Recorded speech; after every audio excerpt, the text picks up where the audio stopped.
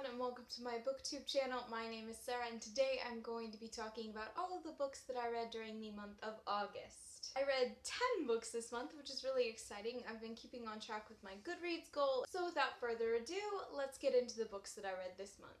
The first book that I read this month was Wonder Woman Volume 2. It's the second graphic novel in a series and I've been really enjoying it so far. It's like got Greek mythology and Wonder Woman and it's A+. I gave this volume 5 out of 5 stars. The next book that I read this month was The Star-Touched Queen by Roshani Chokshi.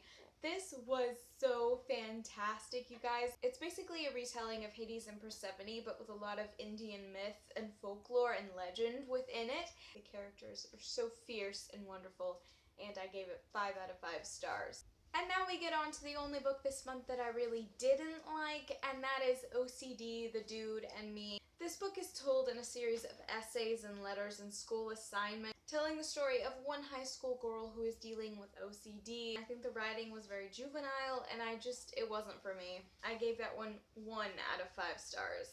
The next book that I read this month was The Serpent King by Jeff Zentner. I had no idea what to expect going into this novel because I didn't read any synopses, but I'm so glad that I picked it up. This book follows 3 best friends in a small town in Alabama. One is a fashion blogger on the rise, the other is obsessed with a particular series of fantasy novels, and the last is the son of a serpent-handling preacher who has recently gone to prison. I love this book. It was poignant and wonderful, and I gave it 5 out of 5 stars. The next book that I read this month was The Wrath and the Dawn by Renee Ahdieh. This is a retelling of 1001 Nights, which I have not actually read, so I was very interested to get into the myth of it all. And while I did really enjoy this one, I felt like there was some things that could have been more fleshed out, such as the magic system and a few of the characters. Overall, I did really enjoy this one, and I gave it 4 out of 5 stars. The next book that I read this month was Great by Sarah Benincasa, I think? I'm not sure how to pronounce her last name. This is a retelling of The Great Gatsby and it takes place in the East Hamptons and it was really interesting.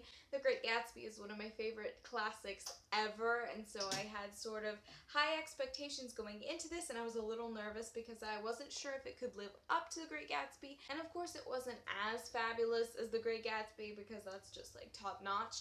But I did really enjoy Great, so I gave that one 3.5 out of 5 stars. The next book that I read this month was Illuminated by J. Kristoff and Amy Kaufman. I finally got to this book, you guys. It's been on my TBR forever, and all of my friends have been raving about it. Bryn, I am looking at you. It did not disappoint in any way. It's sci-fi and wonderful, and I highly suggest it. I gave it 5 out of 5 stars, of course. The next book that I read this month was a book that I've been meaning to read for literally years, and that is Shatter Me by Tahereh Mafi. I am so glad that I finally got to this one because it was really good. Like, the concept itself is not original, but the writing style was fantastic, and I love all the characters. For those of you who didn't know, it basically follows this girl named Juliet who has the power to basically suck all the energy out of people when she touches them. I really enjoyed it and I cannot wait to continue on with this series later on in the year. I gave this one 4 out of 5 stars. The next book that I read this month was Simon vs. the Homo Sapiens Agenda by Becky Albertalli. This book follows 16-year-old Simon. He is gay, but no one else knows but him, and so he's been conversing anonymously online with this boy named Blue, and one day one of his classmates discovers the emails and decides to blackmail him with them.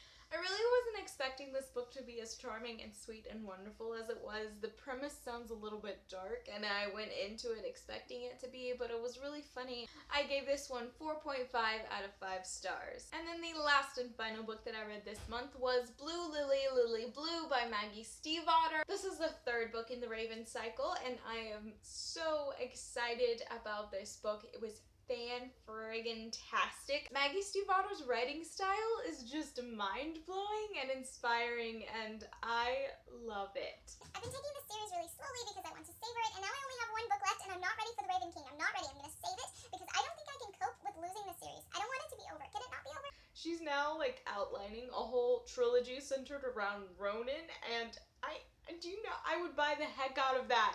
So those are all the books that I read in the month of August. You guys should let me know down below some of the favorite books that you read this month.